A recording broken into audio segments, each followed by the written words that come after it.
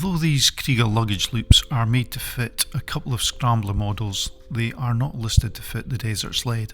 They came as a pack of 4 with 8 M6 washers, so if you follow the instructions you'll need 2 washers per strap. But seeing as all that you really need are 4 handily positioned bolts, I thought I'd order them up anyway. As you can see, the sled does not have the same underseat mounting points as the listed Scramblers do, so we'll be looking for other options.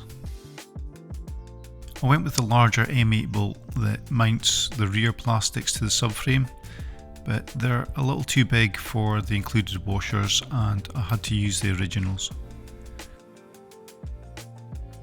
Then I opted for the front subframe bolts, which could take the supplied washers. Don't fully tighten these until you're happy with the positioning of the straps. I had to do this a couple of times until I got the angle right.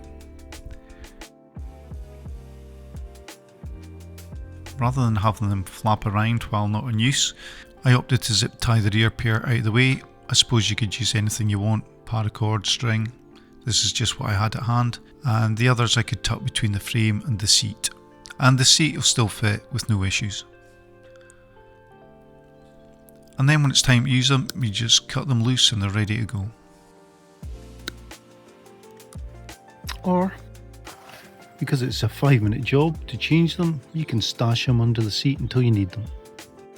If like me you don't have a Kriega bag, don't worry, this one is by Rhino Walk and the setup is exactly the same, and I'm guessing you can pretty much make any soft luggage fit. The only thing left to do is apply some transparent protective film below the straps in case any grit gets between them and the bodywork. For any extra info or anything that I may have missed, check the description and I'll see you on the next one.